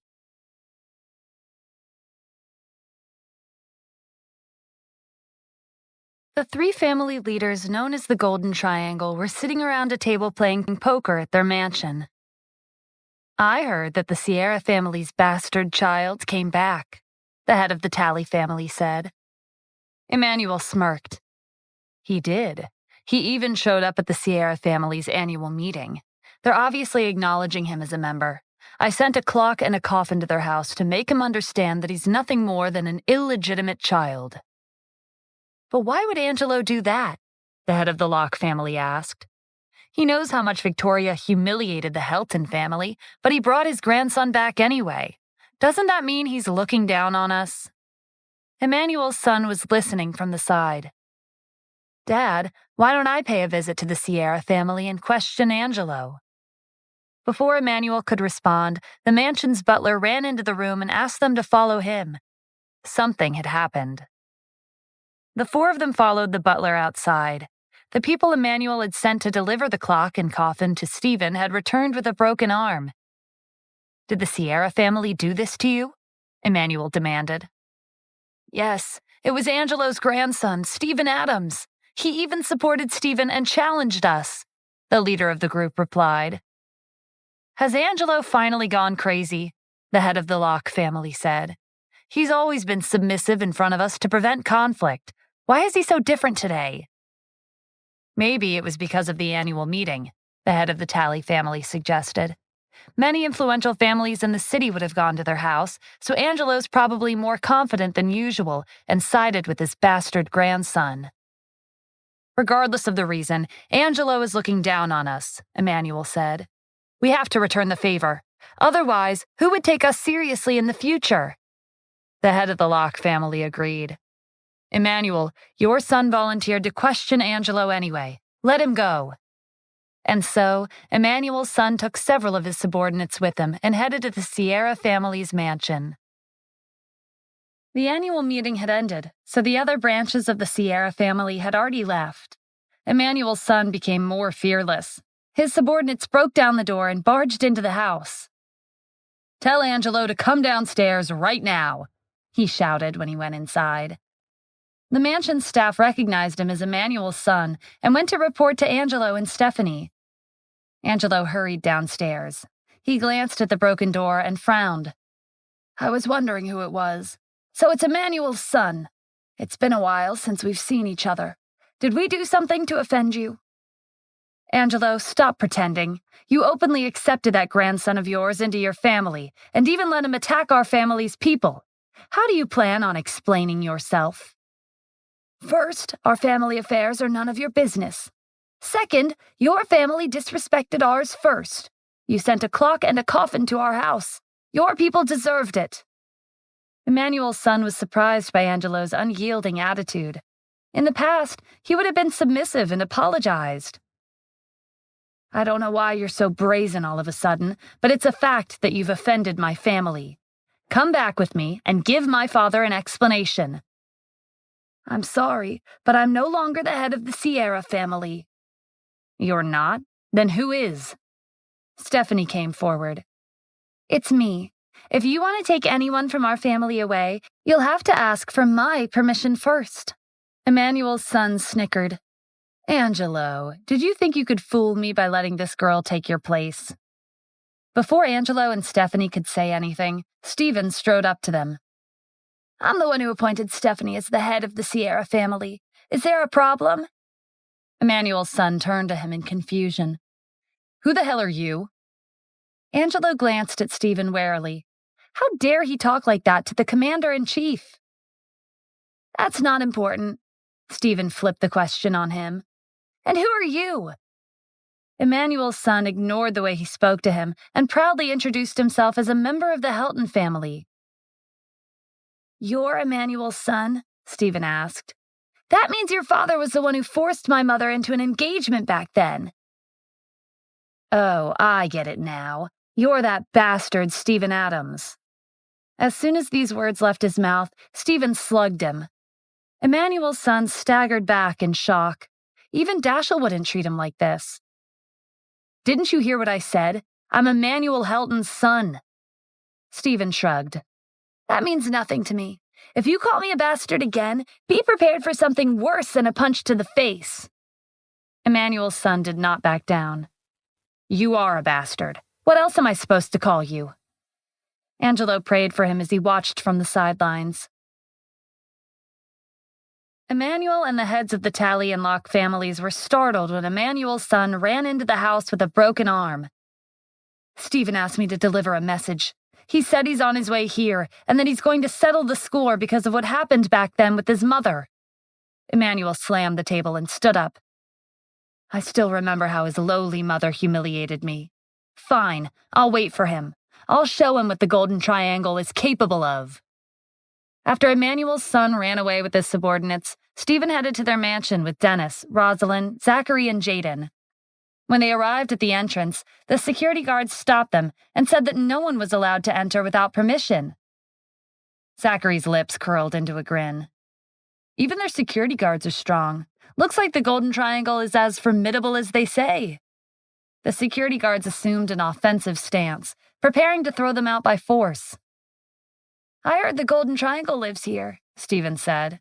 I'm trying to get rid of one of the members. More specifically, Emmanuel Helton. I suggest you step aside, unless... He glanced at Zachary, who looked impatient. Mr. Adams, there's no point in dragging this out. At this rate, it'll take us all day. Zachary's figure blurred, and seconds later, the security guards were on the ground. With no one blocking their path, Stephen casually walked inside with the four great generals. The mansion's butler hurriedly informed Emmanuel that a group of people had broken into the mansion. No one had ever barged into their house like this.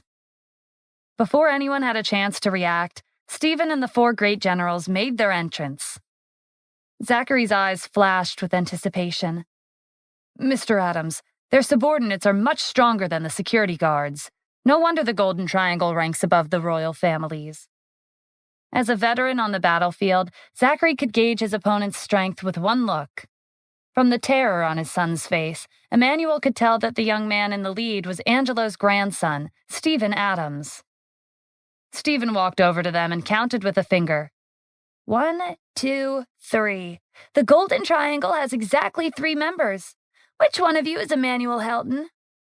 Emmanuel took a step forward. That would be me. Are you Angelo's bastard grandson? Like his son, Emmanuel received a punch to the face from Stephen. Didn't your son warn you not to call me that? Emmanuel regained his bearings and laughed. And what are you going to do to me? Kill me? No one in this city is capable of that. The Golden Triangle was made up of the strongest forces in New York City, and Emmanuel was one of them. Even the royal families had to be wary of them. You don't think I can kill you? Stephen scanned the subordinates crowding around the room. Or are you confident because you think these people will protect you? As if on cue, the Golden Triangle subordinates surrounded Stephen and the four great generals. Stephen walked over to the table and took a seat. Then he looked down at his watch. I wonder how long it'll take for us to deal with them. Not long, that's for sure, Zachary replied. The four great generals moved at the same time. They swept through the subordinates like a hurricane. In less than 1 minute, hundreds of them were lying on the ground. Emmanuel and the heads of the Talley family and Locke family watched in shock. These subordinates were one of the strongest they had, and they relied on them to stabilize their position in the city. And yet, 4 people who appeared to be in their 20s had taken them down in less than a minute. Stephen stood up and nodded in approval. I thought it would take 2 minutes. I didn't think they were this weak. He walked towards Emmanuel. It's time to settle the score. Emmanuel stepped back. What are you doing? You already know the answer, don't you? Stephen said. You threatened my life, so I'm here to take yours. The heads of the Talley and the Locke families watched quietly from the side. They hadn't felt a sense of crisis for years. Who are you? The head of the Talley family asked. Rosalind scoffed. You want to know our boss's identity? You're not qualified. Stephen glanced at them. You don't need to know my identity. This has nothing to do with you two. The only person I'm here for is Emmanuel. But if you get in the way, don't say I didn't warn you." Emmanuel shot them a desperate look, signaling for them to help him. The two of them exchanged a glance and nodded. The Golden Triangle had always had 3 members, and they shared the same fate. If Stephen killed Emmanuel, they would no longer have a foothold in New York City. "Mr. Adams, I acknowledge your capabilities," the head of the Talley family said. "But if you kill one of us today, you'll have to deal with the consequences." Stephen wasn't deterred. "I've killed many people in my life, and there are countless people who want to kill me. Making a few more enemies doesn't make a difference." They didn't have the words to refute it. None of their subordinates were a match for him. Stephen was amused to see Emmanuel shaking in fear. "So even you're afraid of death? Well, that makes things more interesting. How about this? Let's play a game. I'll give you 10 minutes to run. If you manage to escape, I'll consider it my loss. But if I catch you, your life will belong to me." Stephen gestured to Rosalind, who took out her phone and set a timer. 9 minutes and 59 seconds. 9 minutes and 58 seconds. Emmanuel didn't need to be told twice. He ran down the hall leading to a connecting building. He didn't choose this place at random. The second door was made of stone. It was heavy, and a group of 18 martial artists with skin made of bronze were guarding the entrance. Past the door were hidden mechanisms and traps that only the Golden Triangle were familiar with. More importantly, there was a secret tunnel that led straight to the Loomis Hotel. His escape was guaranteed. The Golden Triangle had built this part of the mansion a long time ago, in preparation for a day like today's. But neither of them had expected Emmanuel to use it alone, because if one of them was targeted, then all 3 of them would be in danger. However, Stephen was only after Emmanuel. The first thing Emmanuel did was run to the second floor and hide in the attic. He opened the windows and called out to Stephen. "There's no need to wait 10 minutes. Once you come inside, it'll be your loss." Stephen stood up and dusted his pants.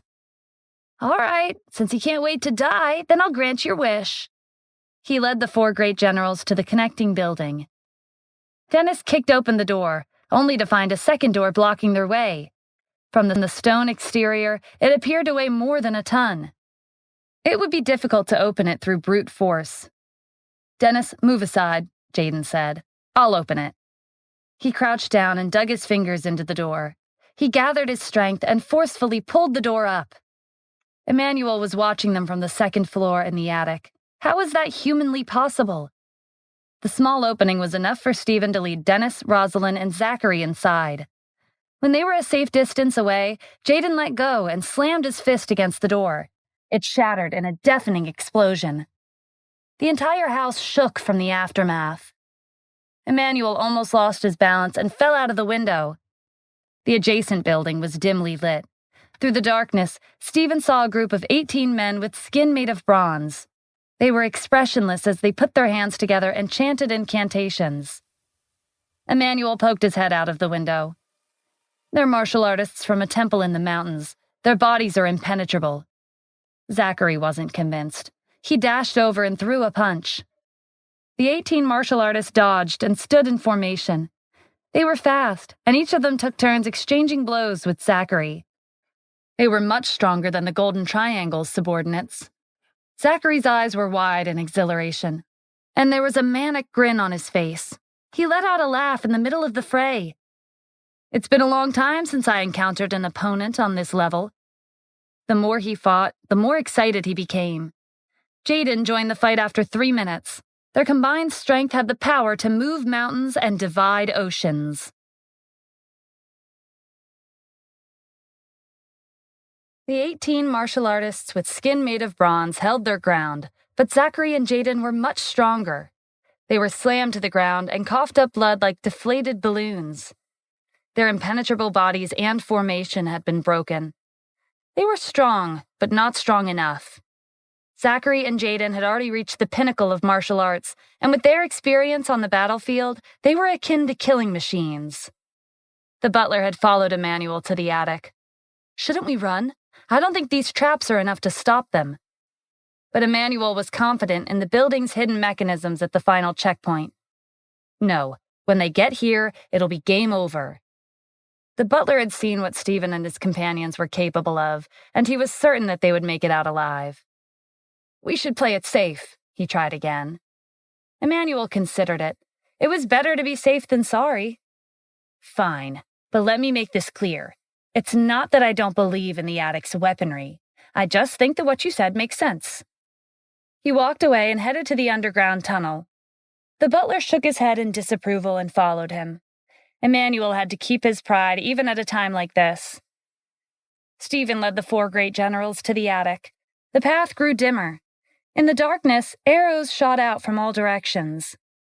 Stephen grabbed one of the arrows and deflected the rest. The 4 great generals did the same.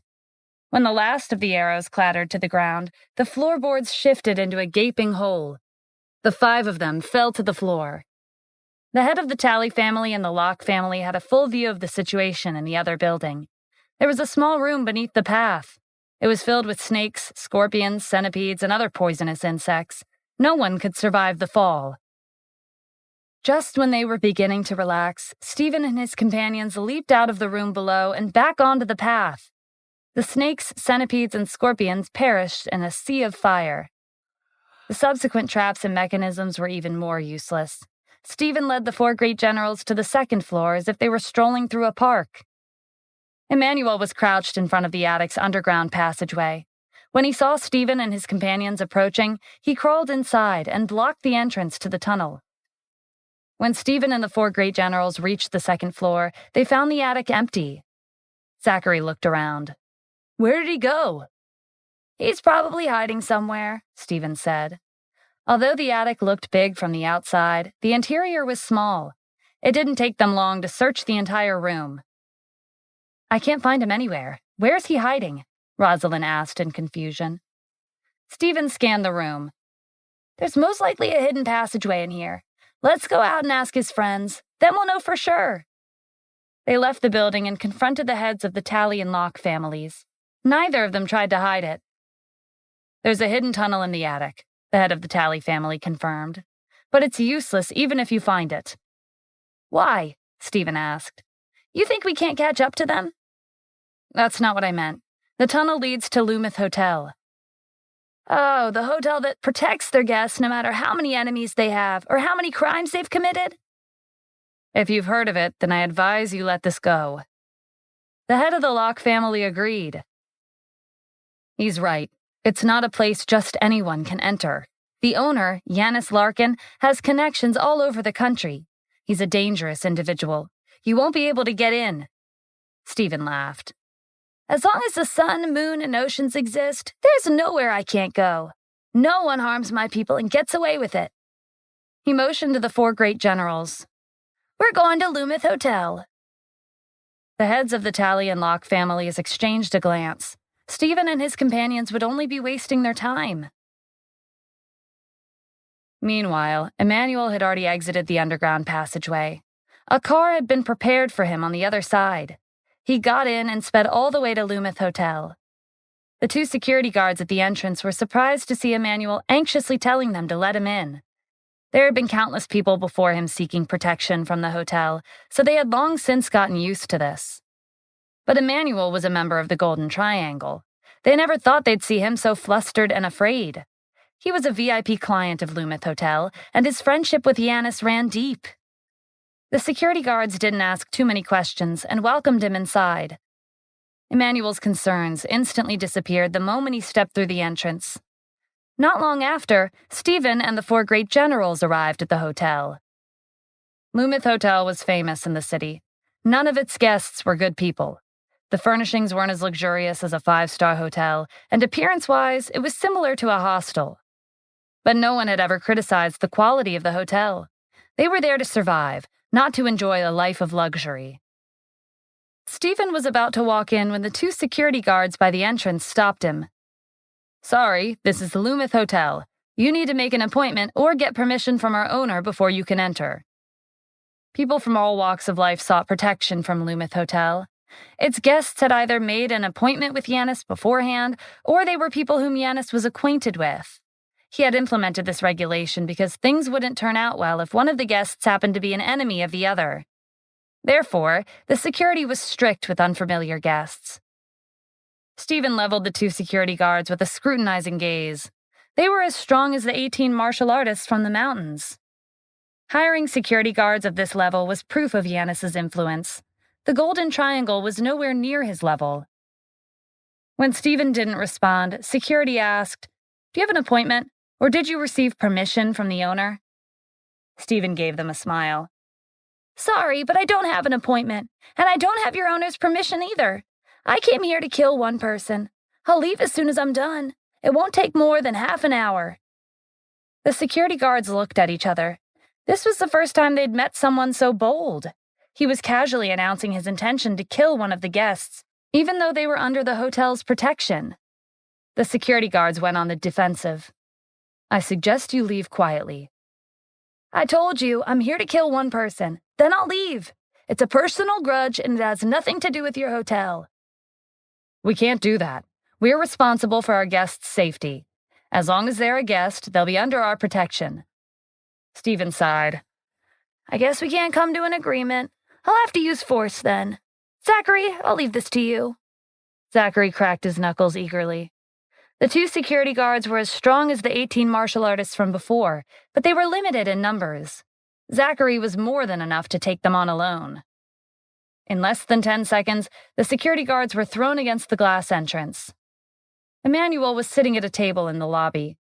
He watched in horror as the glass shattered and Stephen barged in with his companions. The hotel staff rushed into the lobby and surrounded them. Stephen assessed their strength. They were stronger than the security guards at the entrance. Judging from their attire, they each had a different background and a unique set of abilities. Recruiting people like them was further proof of Yanis's influence. Stephen was impressed. "They're going to be a little troublesome. Zachary, Jaden, attack together and end the battle quickly." Zachary and Jaden rushed forward and initiated the fight, while Roslyn and Dennis opened up a path for Stephen. He headed straight for Emmanuel. "What do you want?" Emmanuel asked in a shaky voice when he saw Stephen coming over. "You already know what I want," Stephen said. "This game of cat and mouse is over. I won." An authoritative voice cut through the middle of the chaos in the lobby. "Stop! Who's making a scene at my hotel?" Everyone turned in the direction of the new arrival. It was an elderly man in a suit. He walked towards Stephen with a crutch in hand, surrounded by his bodyguards. This was the owner of Lumith Hotel, Yanis Larkin. There were rumors that his influence spanned more than half of the country. Emmanuel flailed his arms and begged Yanis to save him. Yanis glanced at Emmanuel and took that for his answer. Then he looked at Stephen. "I heard you're here to kill one of my guests." "That's correct," Stephen gestured to Emmanuel. "He'll be dying here today." "You're daring for someone your age. Do you know where this is?" "Of course I do. This is Lumith Hotel," Stephen said. "That's not all there is to my business," Yanis replied. "You're an outsider who doesn't know our rules, so I don't mind explaining them to you." Stephen interrupted him. "You don't have to say anything more. I know the rules very well. But this is someone who has to die by my hands today." At that moment, Zachary and Jaden were wrapping up their fight. Yanis's bodyguards were the only ones left. Yanis waved his hand, signaling for his bodyguards to attack. They were stronger than Zachary and Jaden's opponents, but Stephen took them down with one strike. Yanis was at a loss for words. He'd never encountered someone this strong before. "Mr. Yanis, do you still want to stop me?" Stephen asked with a smile. Without waiting for an answer, he walked over to Emmanuel.